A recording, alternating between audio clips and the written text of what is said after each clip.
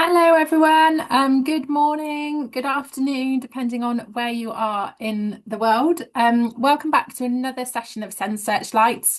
Really thrilled to have you here for our March forum. Can't believe it's March already. The year is flying by. This month, our focus is on reading. And today we're really delighted to be joined by Cecilia Warren, who is our product specialist here at Renaissance Global. We asked her very nicely if she'd join us, and she very kindly said yes.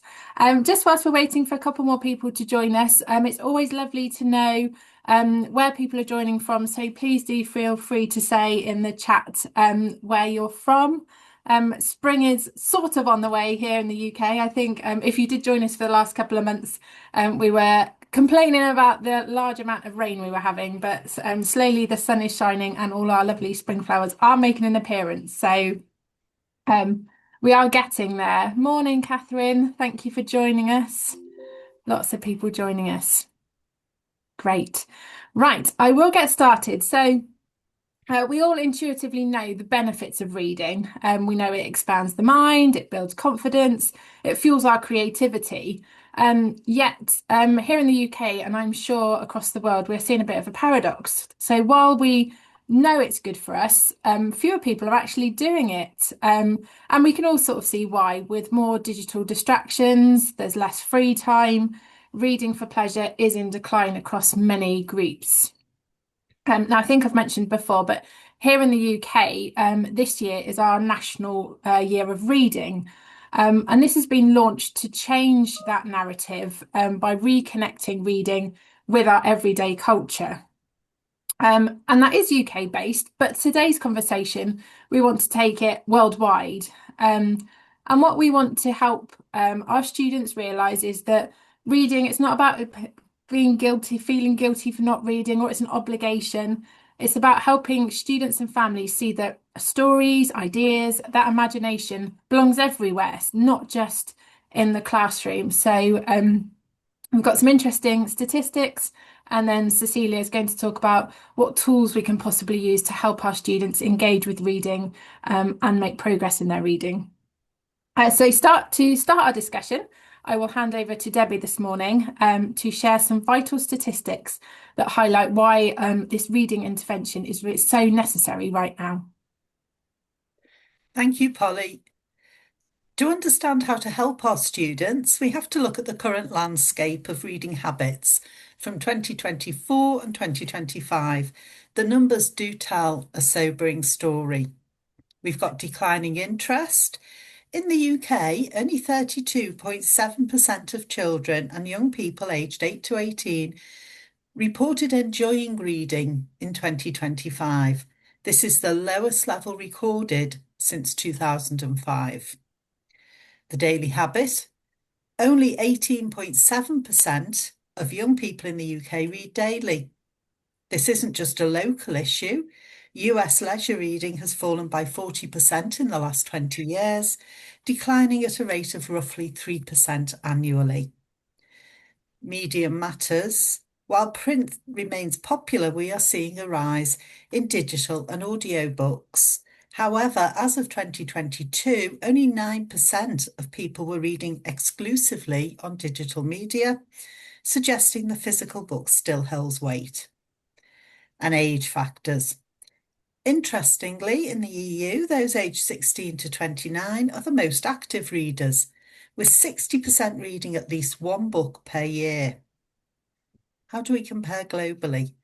If we look at the hours that are spent reading per week, the leaders might surprise you.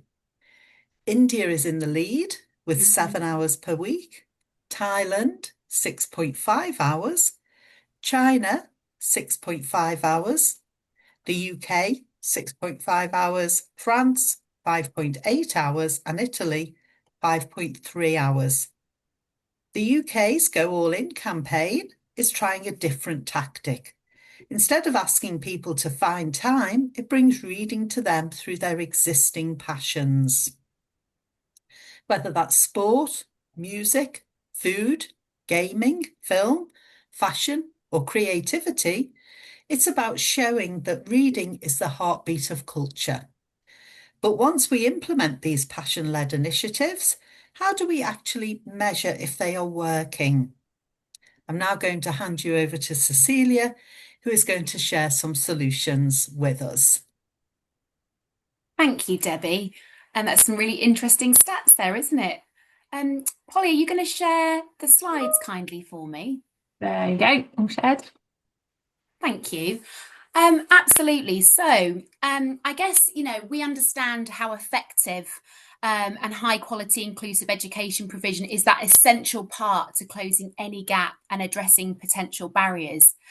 And we really provide insights at school group, and trust level that really helps you to develop that consistent and aligned approach to identify need and help inform that prioritization decisions for your resource distribution and training. And I guess it's all about achieving the best possible outcomes for all our learners, which can require that reliable understanding of their individual starting point. So, by adopting that common data language and alignment of assessment data, stakeholders everywhere can be empowered to make that timely decision that really meet the needs of learners, and also drive that strategic improvement for schools across school groups and trusts. And ultimately, we really want to aspire of seeing every learner and providing them with the skills and opportunities to thrive. And of course, our suite of assessments that we have on offer here at Renaissance really do support you in being able to do that. So if we can just move to the next slide, Polly, we can see here that... oh, sorry, I'm moving it on. There we go. Thank you. So this is our Renaissance learning loop, and it's very much has those kind of three key areas of being able to assess students, adapt our teaching through insights and the data, and then accelerate learning through a range of our practice and instructional planning and instructional products as well. And these really are the tools that we recommend to bridge that gap. So it might be something like our new group reading test, NGRT. This is a cornerstone for schools, and it allows you to really evaluate the effectiveness of reading initiatives by specifically measuring improvements in reading age and comprehension for students between the ages of 5 to 16. We've also got Star Reading. This tool provides a highly reliable way to assess reading levels and track growth over time, ensuring that the pleasure reading is translating into functional literacy. And of course, that also feeds into tools like Accelerated Reader that really does support that love of reading and introducing that culture of reading for pleasure within school. And then also supporting that literacy ecosystem, we can look towards our NGST for spelling, our progress test in English for English progress, looking at the curriculum learning. And of course, as I've mentioned, we've got tools like Accelerated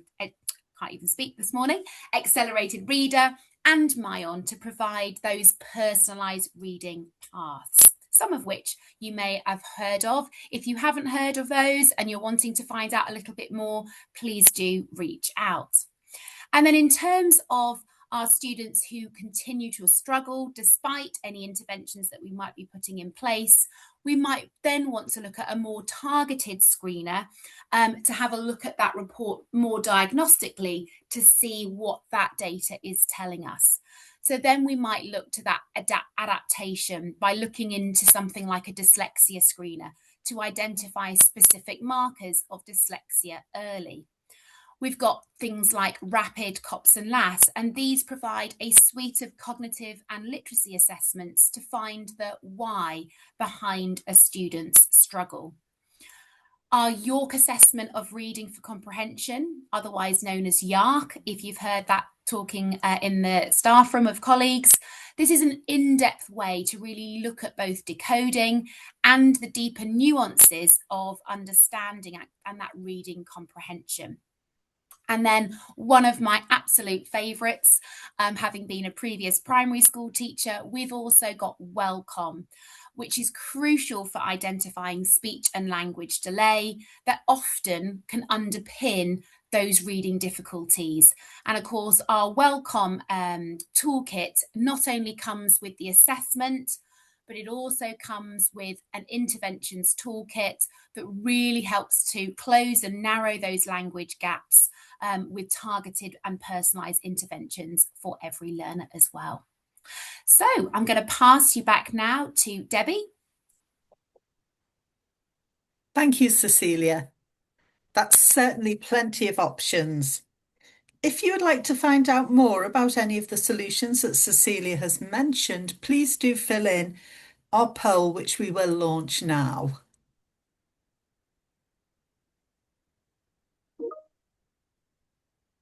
Cecilia, whilst people are filling in the poll, obviously we have got a lot of solutions available to us, which is brilliant.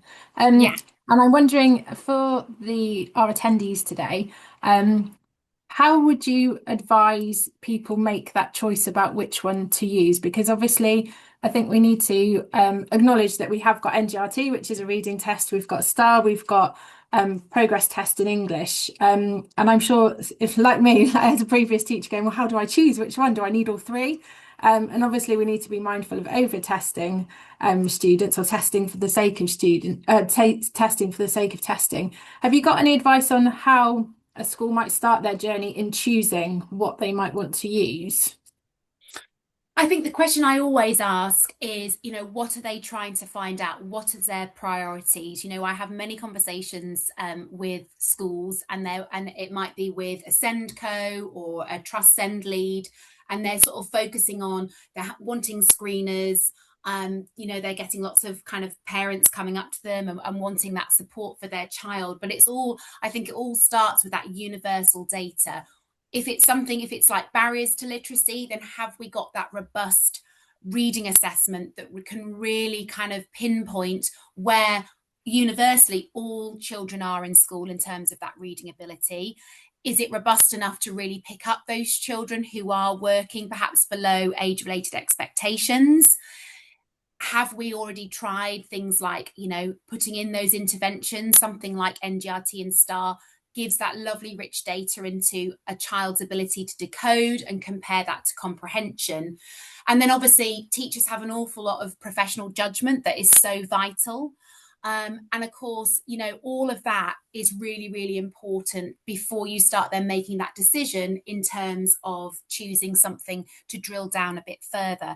And of course, the other question is, in terms of school, what solutions are they already using with us? So for example, if they are using NGRT and they are familiar with TestWise, then something like the dyslexia screener that also sits inside TestWise would be a natural fit, because it's all about, making life easier for everybody in school without having to have lots and lots of different browsers and platforms open so you can test children. Our Rapid COPS and LAS, again, is a very, very well loved product set. It's very much aimed at the primary sort of age market because it's from 4 to sort of 11. And that doesn't sit in TestWise. That sort of sits in a browser called GL Ready. And so that would be, beneficial for perhaps schools that aren't using perhaps things like NGRT and are more using STAR reading and accelerated reader, where, they would have to choose something different anyway. So I think we really do pride ourselves in making sure that all schools are being sort of given those decisions and that autonomy to decide what's right for them and what their priorities are and what they're really trying to find out. One thing we haven't mentioned is, of course, Recall, which is our assessment that absolutely looks into working memory, and that's all been relaunched and re-standardized in 2025, and that now is sitting in our TestWise platform. So it's, I think it's a variety of the way, in terms of going back to that question, Polly, of what schools should choose. It's really about pinpointing and asking those questions of what is the priority, what are they trying to look at? Is it literacy, barriers to literacy? Is it hidden working memory problems? Especially we know when it comes to writing, how, there is so much cognitive load on that, when children are writing in school, especially when it comes to learning sort of modern foreign languages. And also maths as well. I was a sort of specialist maths teacher, and as children kind of are going through different year groups, especially up in key stage 2, and when they join secondary, maths becomes a lot more multi-step, and therefore they've been required to hold a lot more information in their memory, which sometimes can be difficult, even difficult for us as adults as well. So so hopefully that's answered your question. Thank you very much, Cecilia, and sorry Debbie for jumping in. It just suddenly came to me. I was like, I've got a question, so I'll hand back to you, Debbie. Thank you, Polly. So we'd like to wrap up today's session with our illuminations. Just a few suggestions of things that you could be doing next. So evaluate current literacy initiatives. Review if your current school library or reading list aligns with students' passions like sport, gaming, or fashion to mirror the go all in approach. Review your data. It might be that you have a core assessment in place, such as NGRT or STAR Maths, but take a moment to look through that data or plan for your next phase of assessment. This will help you measure the actual effectiveness of any new reading initiatives by tracking progress. Targeted screening and diagnostics. For students who are not responding to general reading initiatives, consider moving to more specific diagnostic tools mentioned in the session.